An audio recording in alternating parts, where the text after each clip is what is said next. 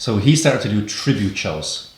Yeah. Where he'd dress a guy up as Hulk Hogan, dress him up as Jeff Hardy.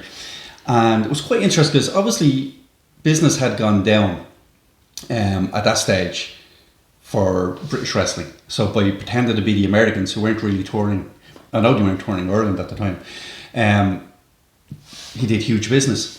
But I remember seeing a show, he did a show in Dublin, the National Stadium, and he had some tremendous wrestlers on it, British wrestlers.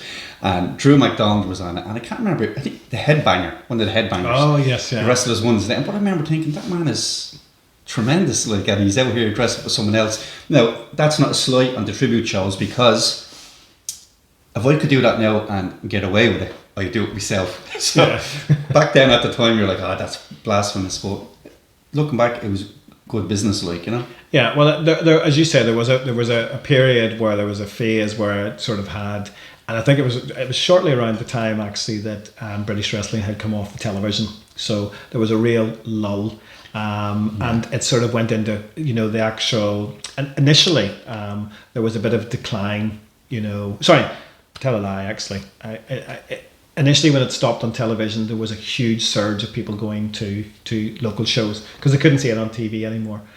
So there was, for a year or two after the TV ended, everybody was on a high because it was doing well, and then it just hit the floor.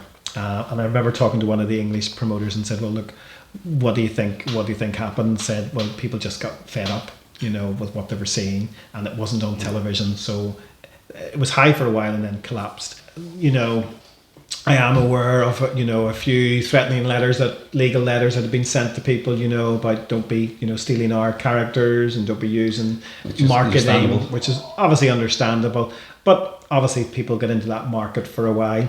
And it actually did quite well for a period of time, you know. I remember being in England a couple of times after it started, and went along to, you know, one or two of the shows just out of curiosity, and they were packed to the rafters, you know, because really, you know, when you think about it, when, you know, people go to the show, and particularly that they were after the kids market then, you know, so to say that you have the Undertaker, you know, well, nobody knew whether it was the real one or not. So, and it was family entertainment. Well, people, like, it used to be, I'm sure somebody can correct me if I'm wrong, but initially it was the real wrestlers who were in the pictures, and then they changed it where somebody was dressed up.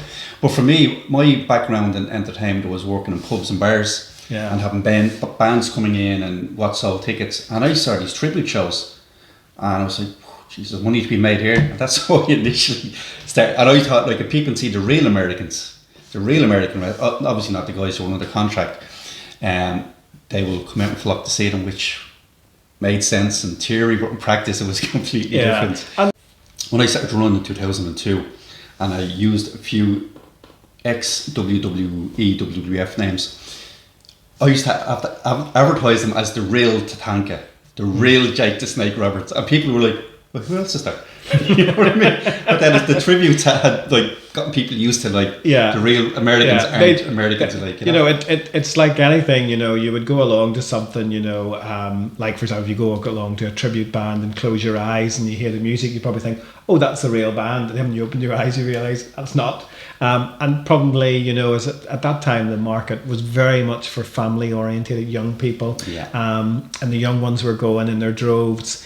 And, you know, they probably, you know, they just saw it was The Undertaker. They didn't know whether it was the real one or the right one. Maybe they didn't want to care.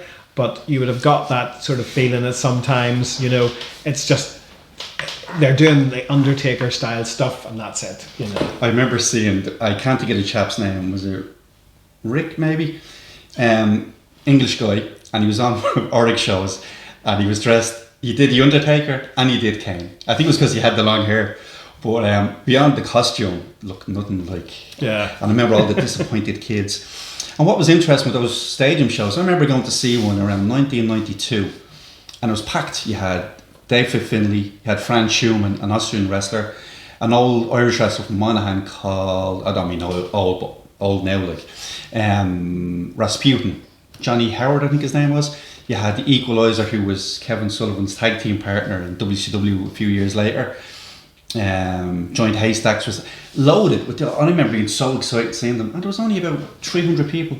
Yeah, It's like a 2,000 seat stadium, and there was only about 300 people.